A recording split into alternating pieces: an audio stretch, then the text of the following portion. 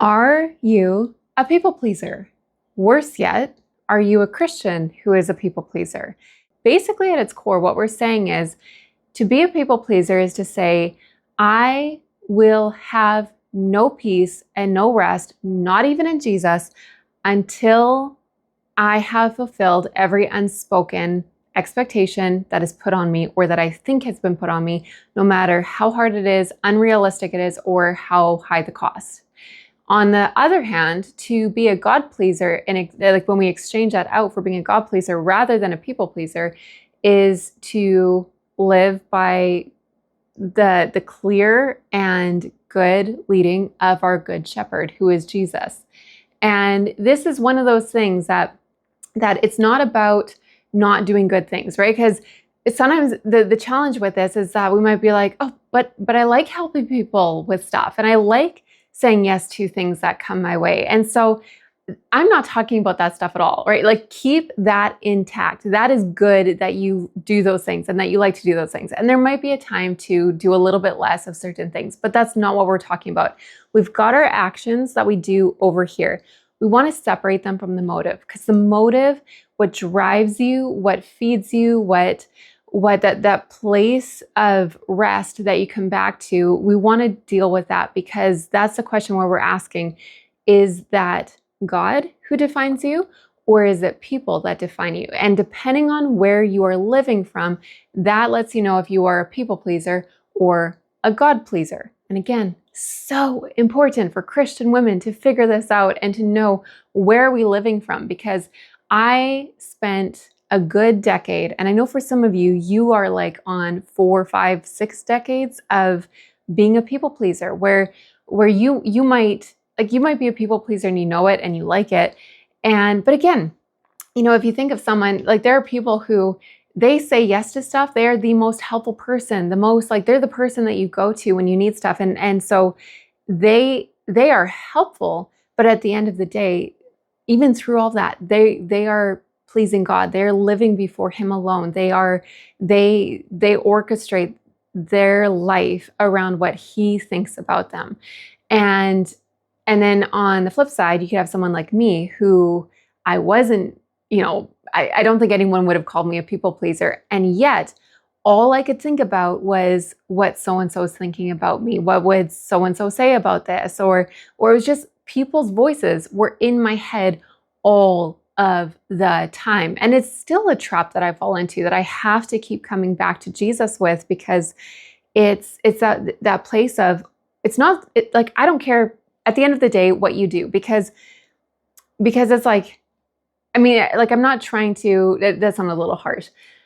I'm not trying to change what you do. I'm not trying to get you to help people less, or to do less or more of something, or to like sit down and have coffee more than you typically would. But what I am trying to identify is, what is the place that you're living from? Because, and a big way to identify this is just whose voice is in my head. Like, what is going on with my thoughts and with my heart? Because this is a big thing that the Bible talks about. Before I go on though, I want to invite you to grab the Start Where You're Stuck handout in the description below. And because it's a handout that helps you start where you're stuck and basically create the change that you've been longing to see, regardless of what other people do. And the reason I created this is because when we are people pleasers, we are often constantly giving up our will to other people. We're giving up our choices and our voice to other people. And it's not the things that are like specifically asked of us. It's the things that we think are being asked of us. It's all those unspoken expectations. And so I created the handout in order to start to just identify where we're stuck, because it's like, when we are living by a million unspoken expectations, we are making a lot of not so helpful choices out of that, and that leaves us stuck and frustrated. And so when you learn to begin to shift that and take ownership and responsibility, you can start to create change without needing other people to change. So you can grab that in the description below this video. And okay, so I had a caveat that I wanted to say. Okay, really, just I was just checking my notes. Really important thing that I want to mention is because sometimes when we talk about pleasing God versus pleasing people, this can feel like, I mean, many of us have been hurt by people who are so heavenly minded that it's kind of this like advance the kingdom at all costs and don't worry about who you're stepping on in order to do that.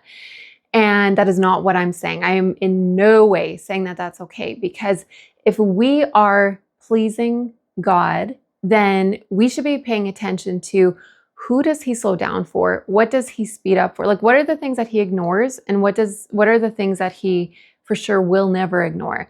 And what I see in Jesus is that he slows down for the hurting. He does not speed up and just ignore them.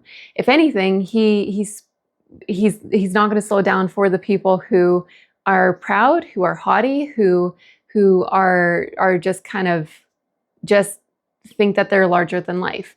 And so it's really important to just remind ourselves that in learning to please God, again, it's where are you living from? And whose voice are you listening to? And all you have to do to identify that is just like go about your day and just set an alarm on your phone that dings, just to remind you, okay, where are my thoughts at right now? Because if you can just learn to capture your thoughts, learn to identify what's going on in your head and in your heart, then you'll start to get a bit better picture of where you're living from behind the scenes. And because wherever we live from, that's where our choices are coming from. But if you have someone, okay, again, to this whole like heavenly minded thing, if you have someone who is saying the words that they are like, just thinking about God, or just don't worry about what people think or what people are saying, and just pay attention to God, it can turn into becoming someone who really becomes, I mean, in extreme cases, a narcissist, but becomes someone who just is kind of like does what they do and doesn't care about anyone. And that's not who the character, that is not the character of Jesus at all. And so, but if we're actually being a God pleaser rather than a people pleaser, then we are looking at the character of God and paying attention to that and being moved by that. And he is moved by the hurting and if you're the hurting, then he's moved by you. So like let your hurt be on the table for a time and deal with it and do something about it, and let him bring his healing in his timing, and which is often very slow, but it's real, it's true. And with this, we're kind of like learning to. The difference is that I will listen to people, hands down. I will listen to people, but I'm going to listen to their words, and I'm going to speak to them with my words. I'm no longer going to listen to the unspoken expectations. This is so important that we get this because in order for us to not become someone who just walks all over people and is like, okay, I was a people pleaser. I cared about what people said and what they didn't say and what I thought they were saying, and now I'm just going to care about what God thinks and ignore people. That is not the argument I'm making. Please do not hear me say that. Instead, it's just saying, I am going to go to God and I'm going to learn to listen to what he's actually saying. Because we have a lot of ideas in our heads of what we think God is saying. And so it's this process of what is he actually saying in the Bible that we need to listen and pay attention to. And if there is something that you think he's saying that has been crushing you, go to him with it. Ask for clarification. Ask him to show you what he actually meant by that Bible verse that has been used against you. And like just engage in the slow process of learning how to follow him and how to live a life that is actually pleasing to him, free of condemnation. Conviction, absolutely, but condemnation only has a goal of keeping you stuck. But when, because I went through a decade of constantly being worried about what other people were thinking. And it was all of these unspoken expectations for the most part. Like maybe 1 out of 100 times someone said something that it's like, okay, now I know what they're actually asking of me. But for the most part, people pleasing is all about unspoken expectations. And that's what we're trying to tackle here. And so again, I would not have called myself a people pleaser. And yet, was I constantly aware and constantly worried about and constantly thinking about what people would think about me and what they would say or what they would say behind my back? Or absolutely. I have totally been there where every choice I make, it's like, it's not, I can't just make a choice. It's like I'm constantly worried about what other people will think, even though I don't care what they think. And yet at the same time, I'm totally worried about it. And so now what I've chosen to do, and that I have to keep on working on, because it's very easy to slip into the trap of people pleasing and just being concerned, like mentally behind the scenes, always concerned about what people are thinking. But now I'm just going from, instead of listening to their unspoken expectations, whether they're true or not, because I might have an idea of what I think they're saying and they're not actually saying that at all. So I don't want to put this on other people. But I'm just going from, what are the unspoken expectations I have been living by, to what are their words? And I'm going to take them at their words. And if they ask something of me, then I will pay attention to that. If I have been doing something and they feel like I've wronged them, they can either choose to cold shoulder me, in which case I'm not going to pay attention to that, because that just creates chaos and franticness in my life. If they have an issue with me, they can come and talk to me. I'm not going to live by moods. I'm not going to, because that is not who God is. And that creates stress. Like you think of in a family, if you have a moody parent, the children or the child in that family is going to, they just learn to walk on pins and needles around that parent, and constantly kind of like trying to figure out how to live based on, because they need connection with their parent. And so like, how do you live when you don't know? It's kind of like their world begins to revolve around a mood. And as people pleasers, that's what we learn with other people, is that we are making sometimes very big life choices, but big or small. I don't know which ones are worse. The big ones, or sometimes all the little small life choices, can hurt more when they're coming from this place of always being concerned with other people and the unspoken expectations. Because an unspoken expectation is like, nobody's actually forcing that on you, and yet you're living by it. And it can be very toxic, very hard, very unhealthy, and very hard to identify. Whereas if someone just comes and says, hey, can you do this for me? Or whether, maybe it's a legit request, or maybe someone is like, hey, you know what? I actually want you to be constantly thinking about me all the time. Like, no one's going to say that. But I mean, I'm sure there's people out there. Let me know in the comments if you have had someone say something crazy or even half crazy like that to you.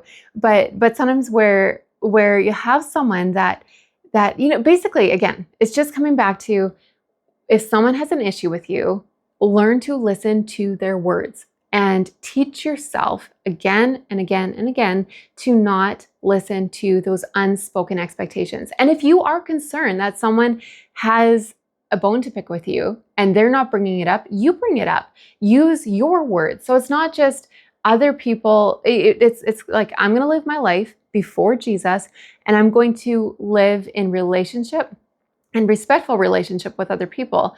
And that means that I'm going to let them, like, I'm a big girl, they're big kids. I'm going to let them use their words, and I'm going to listen to their words. And then I'm going to use my words in response. And I'm not going to listen to, if someone is moody or they've used their mood to manipulate people, then I can just step away from that. I don't have to live by that. But that's the people pleasing game that we play, that is very toxic and very dangerous.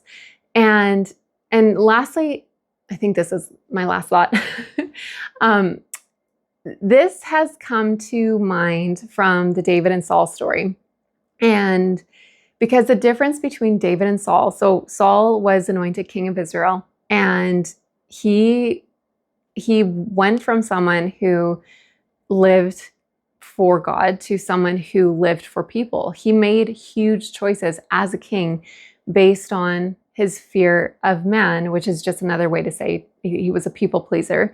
And because he was concerned is the place that he made his choices from was from the place of, what do men think of me, or what are the pressures that people are putting on me, or what are the expectations of people. And he made choices that ultimately God took the kingdom away from Saul and gave it to David.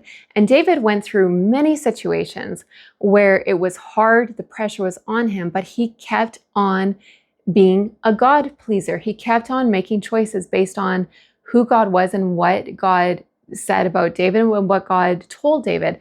He absolutely sinned a lot. That doesn't mean that he did not sin. That does not mean that he did it perfectly. But his place, his identity was in Yahweh, was in God, was in Jesus. And that's the thing, like there, one was given a kingdom and it was taken away, the other, and I mean, Saul made some really bad choices, like really, really bad choices. And his people pleasing kind of ultimately led him away from following God. And this is the scary thing, is that sometimes we can be someone like you could be going to church, you could have all the right language, you could be doing all the right things. People love you. You're the person, you're the Christian, you're the ideal person. And I mean, it's probably not you if you're watching this video, but we know those people. And yet they are a people pleaser. Their choices, their life, everything that they do is coming from this place of, what does man think about me? And by man, I'm men or women, just human beings. What do people, finite people, think about me?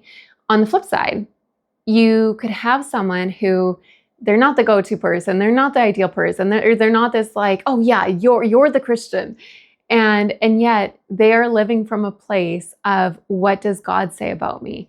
And it's just like, you've got to make this choice, right? So again, you might not call yourself a people pleaser. I did not call myself a people pleaser either. The more that I've been thinking about it, the more that I've been realizing, especially because the Bible talks about this, of don't fear man, don't worry about man, don't live in order to please man. People make huge decisions based on their fear, their concern, being worried about what people are thinking.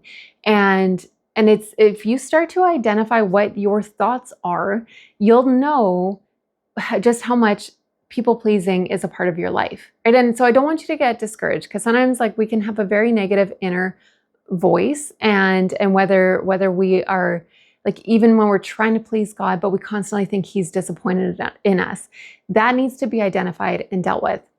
And it's like, okay, you know what, if that's there and that's how I think, that's where my brain goes, I can't, I can ignore it, but it's better if I don't. And so it's just like, that just is what it is. So bring that to Jesus and ask him for help, because he can help you and teach you how to renew your mind, how to set your mind on God. And it's work, right? In no way am I saying that this is not work, because it's a like, the place that we live from is so ingrained in us that it's not like just saying, I'm going to buy carrots instead of lettuce this week. It's not as simple just going and making a choice.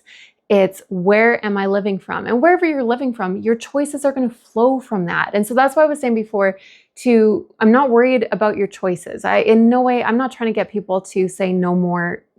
If that is what you need to do, please do that. But I'm not my goal is not to get you to say no to things more, or to say yes to something else more. It's, where are you living from? And let where you're living from begin to dictate your choices. And your life 5 years down the road might look very different, or it might not, but it's, where are you living from? Are you a people pleaser, or are you a God pleaser? All right, that is all that I have for you. So lastly, remember to read your Bible, get lost in the beauty of God, and let him heal your heart, because he's really good at it. Okay, talk to you soon.